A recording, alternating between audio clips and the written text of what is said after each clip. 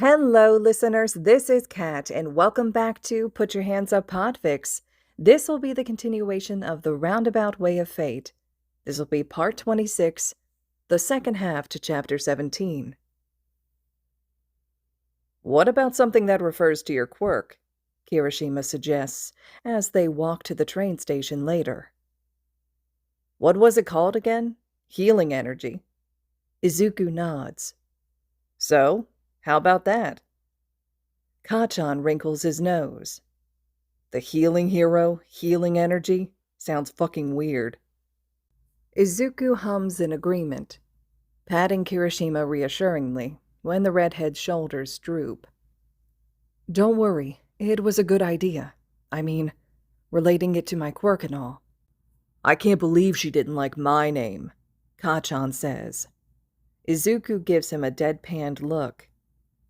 And I can't believe you actually thought she would. King Explosion Murder is a fucking great name, the blonde snaps. That bitch has no taste. Kirishima snickers. A great name for a video game character, maybe, but way too violent for a pro hero. You want to die, shitty hair? Izuku is about to stop Kachan from lunging at Kirishima, but the latter easily defends himself from the blonde's explosions by making his arms hard. Anyway, he says casually, as if he wasn't just attacked. I'm more worried about the internships. I'm torn between Fourth Kind's agency and Swift Wonders. Kachan returns to Izuku's side, with a huff while the greenette thinks. I think Fourth Kind would be better, considering your quirk. What about you, Kachan? He looks at his childhood friend, who smirks and flaunts his long list of recommendations. Of course I know where I'm going. I got nominated by Best Genist. Kirishima's eyes widen. Whoa, the number 4 hero? Lucky. Kachan tilts his chin up smugly. Then, he pauses and glances back down at the list. Wait a minute. He frowns. You said that healer chick you're going to follow around works at Endeavor's place, right? Yeah, Izuku says. That's too far from Best Genist. Red eyes roam over the list. His brow furrows even deeper. None of these fucking agencies are anywhere near where you'll be. Izuku rolls his eyes, already knowing where he's going with this. Don't worry, Kachan. I'll be fine. What's he worried about? Kirishima asks. Sighing exasperatedly, Izuku turns to the redhead and says, Kachan's convinced himself that he needs to be my personal bodyguard at all times, even though I will literally be surrounded by heroes the entire time. He gives Kachan a pointed look, but the other boy merely curls his lip wordlessly. Thankfully, Kirishima seems to agree with him. Ah, he'll be fine, Bakugo-kun. He's a tough little healer, isn't he? Grinning, he ruffles Izuku's curls good-naturedly. Remember when he kicked Todoroki-kun's ass during training? Half and Half wasn't using his quirk. Kachan grumbles, but when Izuku narrows his eyes at him, he sighs loudly. But fine, whatever. Just be sure to fucking text me, alright? It's as good as he's going to get with Kachan. Izuku smiles, not noticing the way Kirishima glances between the two of them curiously. The next day goes by quickly. Lunch goes about the same way, with the Baku squad sitting on one end, while Izuku's other friends sit on the other end. It's nice. Not that Izuku doesn't like hanging out with Kachan, Kirishima, Sero, Ashido, and Kaminari, but it's fun to get to know his other classmates better. Yaoyorozu is eager to give him tips and recipes when she learns of his quirk's connection to food, which is similar to her own. They have a stealth-based hero class that afternoon, and once school is over, Izuku helps Recovery Girl treat a handful of students. She gives him a bit more homework than usual, trying to prepare him as best as she can for the internship week. But he's more concerned about his difficulty controlling his quirk. He's hardly made any progress, and despite his mentor's insistence on patience, he finds himself becoming frustrated. "Oi, Midoriya-kun, what's with the frowny face?" Uraraka asks, dragging him out of his thoughts. It's the last day before the weekend, and they're currently eating lunch in the cafeteria. "Oh, it's nothing," he starts to say dismissively, but as he looks up at her, a flash of blonde catches his attention. He glances over, spotting Mirio walking with Hado and Amajiki, all with trays in their hands and obviously looking for a table. An idea forms in his mind.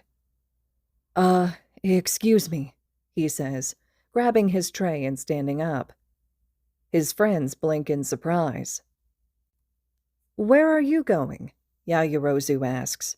Across the table, Kachan notices his movement and frowns in confusion. Izuku waves them off reassuringly as he awkwardly slides past Todoroki. I just remembered that I've been meaning to talk to someone. I'll see you guys later, okay?" "Midoriya," Todoroki starts, but Izuku is already shuffling away.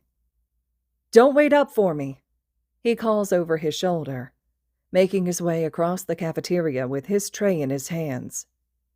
Mirio, Hado, and Amajiki have found a table at this point and are sitting down. As Izuku approaches them, he finds himself getting increasingly nervous. Just talking to upperclassmen makes his heart pound, but now he wants to eat lunch with them.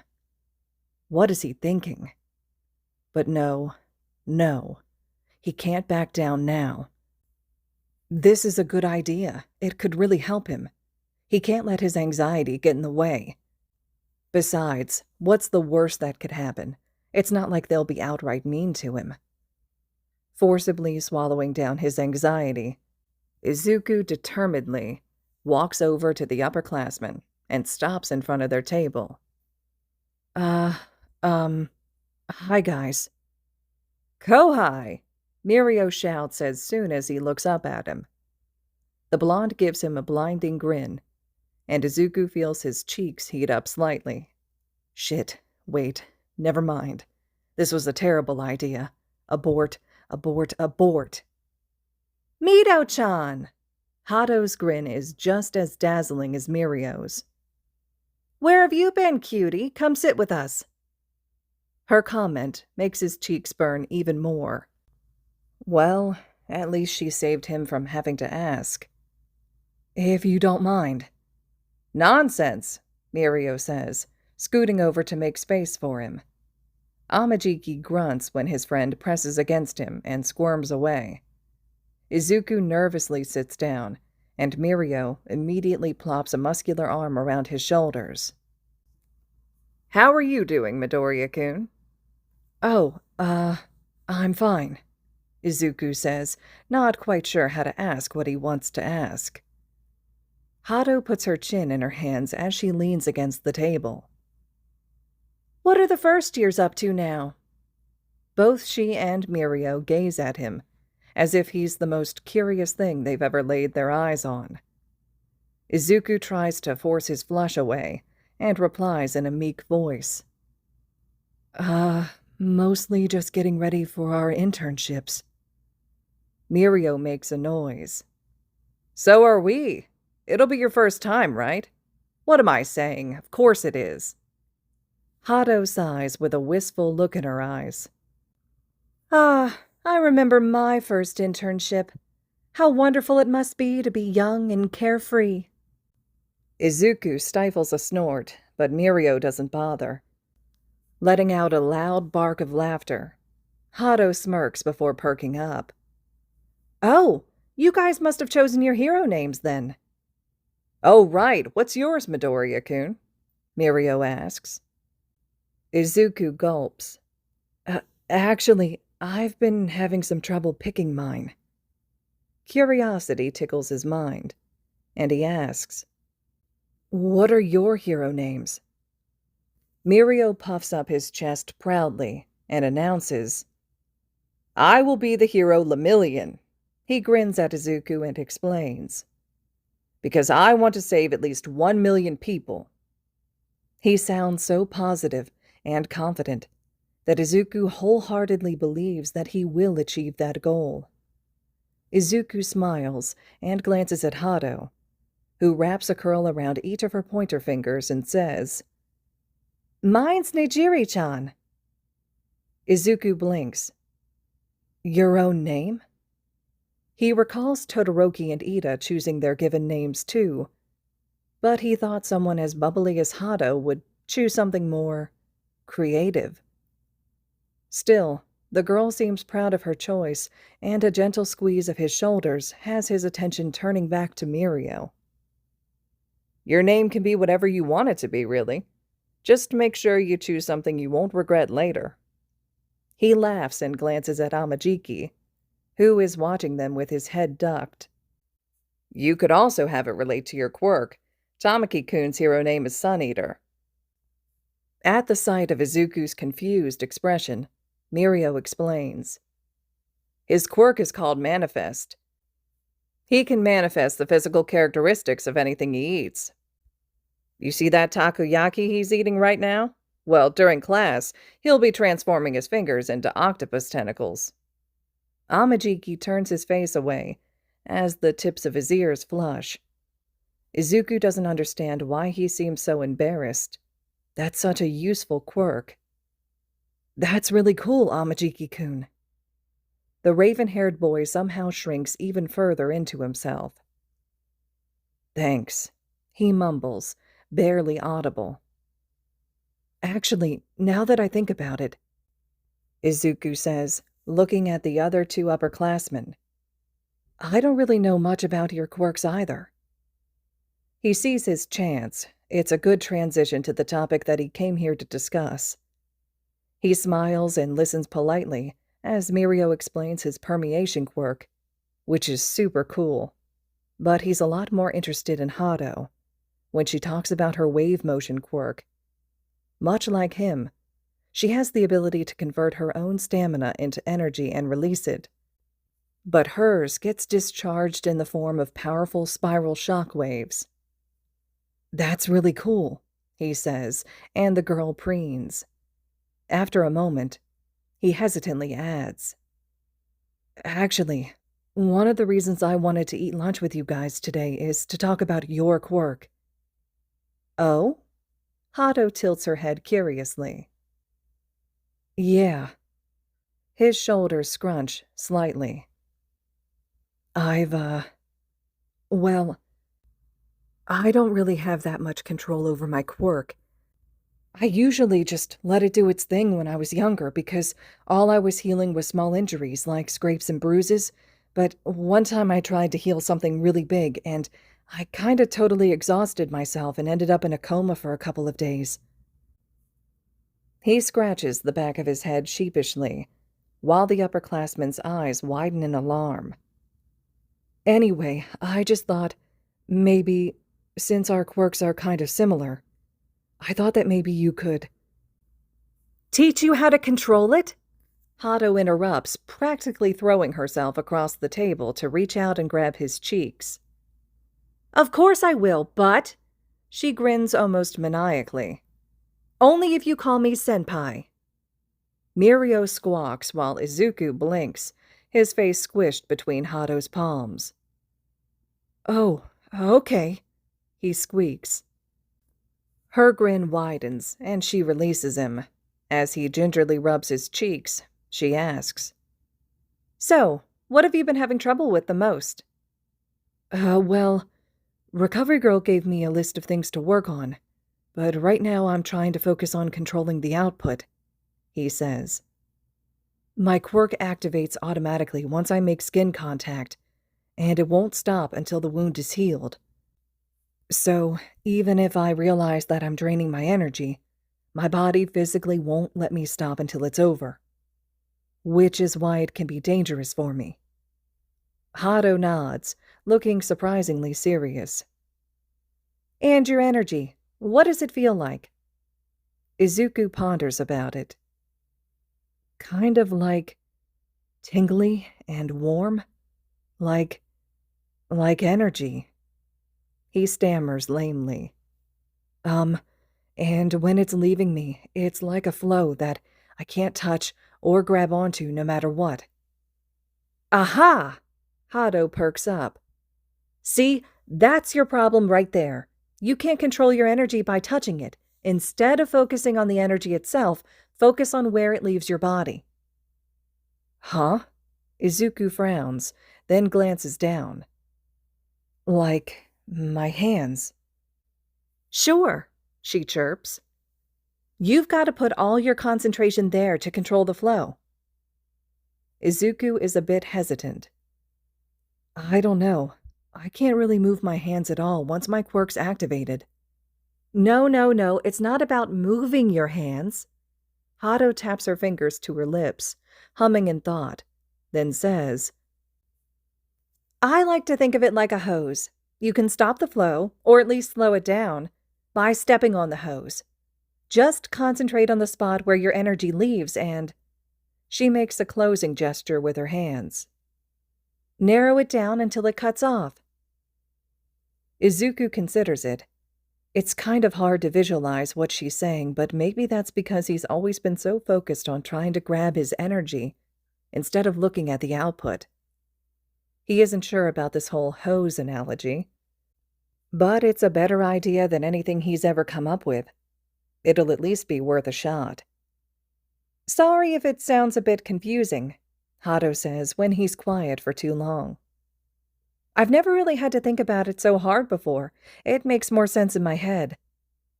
No, it's fine. That was really helpful, actually. He smiles at her. Thanks, Hado-senpai. She gasps, eyes practically sparkling. A moment later, she's squeezing his cheeks again and her face is suddenly way too close to his. Call me Nejire-senpai and I will love you forever. Izuku blinks. Next to him, Mirio is laughing loudly while Amajiki lets out a faint groan.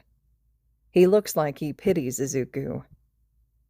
The freckled boy isn't quite sure what to do. Okay, Nejire-senpai. Nejire lets out an ear-piercing squeal and throws her arms around him in a tight hug. It's awkward and uncomfortable since they're hugging from across the table, but that doesn't stop her from cooing. Oh my God, you're just too adorable. Mirio-kun, can we keep him, please? Mirio just laughs louder, while Izuku sweat drops nervously. Keep him. Thankfully, at the end of lunch, Mirio prevents him from being taken hostage. The trio waves at him as he walks back to his friends, Nejire calling out, If you ever need help again, just come to your trusty senpai. Or if you ever want to hang out, Mirio adds. Amajiki just gives him what he assumes is a poor attempt at a friendly smile, before walking away with his shoulders hunched. After saying goodbye for about the 20th time, Mirio and Nejire follow him. Izuku turns away with a small huff of laughter. Even though his new senpais are a bit overwhelming, he found himself having a fun time while eating lunch with them. They talked about the sports festival, which Mirio won in the third-year stage, and the blonde asked about Izuku's classes with All Might. They're friendly and easy to get along with. And even though they did most of the talking, they made sure to include Izuku in their conversation. He tells Kacchan about them on their way back to homeroom, but his friend just grunts about how it's weird for first years to eat lunch with third years. Izuku sticks his tongue out at him in response.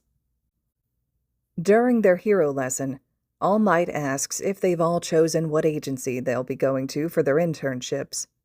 Everyone agrees, including Izuku, which incites more than a few surprised glances. Really, Midoriya-chan? Asui tilts her head. I thought you said healers didn't have agencies, Jiro asks. They don't, Izuku explains. But I'm going to be shadowing a combat medic named Vapormend throughout the week. Since healers are in high demand, she isn't exclusive to one agency, so she kinda just goes where she's needed. I'll be meeting up with her at the Night Eye Agency, and I guess we'll just go from there. He smiles, unable to hide his excitement. Recovery Girl gave him the rundown of what to expect during his internship week just this morning. From what Vapormen told her, apparently they'll be spending a good few days at the Endeavor Agency. But Izuku doesn't want to tell Todoroki yet. He wants it to be a surprise. And it will no doubt be funny to see the look on Todoroki's face when he shows up. "Hey, that's pretty cool, Midoriya-kun," Sato says. Hagakure's sleeves jump around.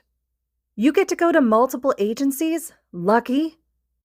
Izuku laughs, but then he notices the way All Might is staring at him, with slightly wide eyes. He almost looks panicked. As soon as their gazes meet, however, the number one hero gives himself a shake and plasters on his usual smile. "All right then, young zygotes. You want to make a good impression during your internships, so let's get to work." Message from Recovery Girl, 4:02 p.m. "Sorry, I'm going to be a bit late for our lesson. Hold the fort until I get back." "Okay." Pocketing his phone, Izuku steps into the infirmary, letting out a small sigh of relief when he sees that it's empty. No students wanting to be treated. Normally, he might jump at the chance to use his quirk, especially after what Nijiri had suggested to him. But today's hero lesson had left him rather tired. He trudges over to Recovery Girl's desk, intent on getting a head start on reviewing the day's list of patients, when a knock on the door has him faltering. He stifles a noise of annoyance and calls out, "Come in." To his surprise, instead of an injured student, All Might walks in. He's still in his muscled form, and his costume from today's lesson. "Hello, young Midoriya," he greets, gently shutting the door behind him. "Oh, hi, All Might," Izuku says, eyes roaming over him in concern. "Are you all right?" Yes, I'm fine." He raises his arms and gestures to himself. "No new injuries, no need to worry. I just wanted to have a word with you about your internship." "Oh." Izuku relaxes and sits down in his desk chair. "Sure. What's up?" All Might stiffly sits down on the nearest bed and shuffles his feet. He opens his mouth, then closes it, and shifts uncomfortably. If Izuku didn't know any better, he'd say All Might looks awkward. "Well, it's mostly about the first agency you're going to," he finally says. "You mentioned the Night Eye Agency." Izuku nods. He doesn't really know that particular hero too well, but from the look on All Might's face, he can tell there's something bigger going on here. The blonde coughs, thankfully without any blood, and says, "Ah, yes. Well, you probably don't know this, but Sir Night Eye used to be a sidekick of mine." Izuku's eyes widen. "You had a sidekick?" he exclaims. But I thought you were always against taking on sidekicks." "I was," All Might says.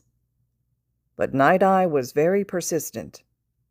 Izuku's shocked expression doesn't change, and All Might eventually adds reluctantly, "And he did all of my file work, so it was hard to say no." Izuku is stunned. How did he not know that All Might had a sidekick? He feels like such a fake fan. "He and I worked together for many years until my injury." All Might hesitates. "As I'm sure you know, my injury was very severe. I almost died. And seeing as the usage of my quirk was suddenly very limited, Sir Night Eye wanted me to retire. Obviously, I refused and, well, we broke up." He grimaces and looks down at the ground. Izuku can't help but thinks he looks rather regretful. "I've been meaning to call him, to tell him about meeting you in my newfound health, but He glances away. I'm not sure it will change anything. Izuku frowns in confusion. Of course it would change things. Sir Night-Eye wouldn't have to worry anymore. But from the troubled look in All Might's eyes, he can tell there's a lot he still doesn't know about this whole situation. Maybe their breakup was uglier than All Might made it sound. So Izuku holds his tongue. Instead, he asks softly, "Do you want me to say anything to him?" All Might smiles and waves him off. "Oh, no, don't you worry about it. I guess I don't know, wanted to mention it." He pauses, gazing at Izuku for a moment. Then his smile wavers slightly. A soft sigh escapes his lips. Well, if you see him, let me know how he's doing." Izuku doesn't like how sad All Might looks right now. He doesn't outwardly show it, of course, but Izuku can see it anyways. He wonders just how deep and personal his relationship with Sir Night-Eye was. Losing him must have hurt a lot, if it could leave such a heavy, lingering sadness in All Might's eyes. Yeah, he's definitely going to try and get those two back together. Smiling brightly, he nods and says, "Okay." All Might huffs fondly and reaches out to ruffle his curls. Izuku, as usual, whines in protest, but something in the corner of his eye catches his attention. Mirio's face is sticking through the door. Izuku freezes. The blonde blinks at the hand on Izuku's head and glances between him and All Might curiously. "Mirio-senpai!" Izuku squeaks. All Might glances over and retracts his hand. Sorry, Midoriya-kun," Mirio says. "I was just looking for Haya-san. She got a little injured during class today and said she'd visit the nurse's office after school." Haya-san. Izuku vaguely recalls a pink-haired upperclassman sitting next to Neijire at lunch. He healed her after the stampede, right? A friend of Neijire, and apparently Mirio? "Sorry, I haven't seen her." He gets up and looks over Recovery Girl's clipboard once more. "Looks like she hasn't stopped by today." "Alrighty then, I've gotta go find her." Mirio laughs boisterously. Izuku is confused, but then All Might laughs too. Mirio looks thrilled that the #1 hero found whatever he said to be humorous. "See you later," he chirps before his face retreats. All Might is still chuckling. "What a funny young man." Izuku blinks. Then, his eyes widen in realization. Oh, Togata, go, like his name, but he has to... Oh. He looks at All Might.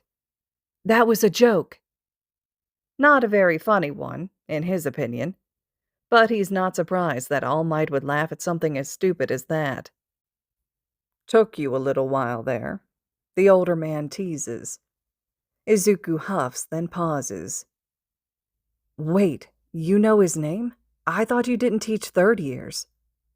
All Might stiffens, so fleeting that Izuku wouldn't have noticed if he didn't know the man so well, then casually brushes it off. "Oh, I've just heard his name go around campus. He's a popular one, you know. Apparently, there's almost always laughter echoing around him."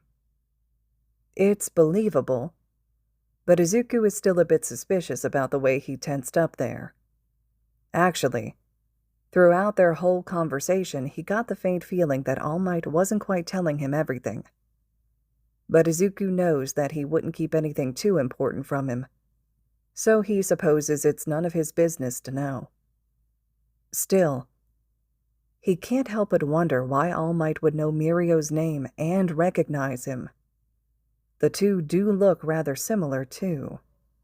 Smirking slightly, he asks, "Are you sure he's not your secret love child or something?" He's teasing, of course, but he immediately regrets it when All Might chokes and spews blood in shock. Oh shit, sorry. My, my boy. What on earth? Here's a handkerchief. Do you need another one? Shit. Dear Lord, you can't just say things like that. What goes on in your mind? Sorry. All right, listeners. This concludes Chapter 17 of The Roundabout Way of Fate. Chapter 18 will be up next. I hope you all are still enjoying this one. I'd love to hear the thoughts and reactions you're having so far, especially some of the great moments of humor that's taking place throughout this chapter. And I also noticed, right, some of those underlying tension moments too. Why is All Might tensing up? Why does he recognize Mirio knowing his name? Of course, some foreshadowing potentially about the relationship with Night Eye and Izuku going to that agency first to start things out. So drop those comments. Let me know your predictions or just your general reactions to everything so far. And as always, thank you all so much for listening.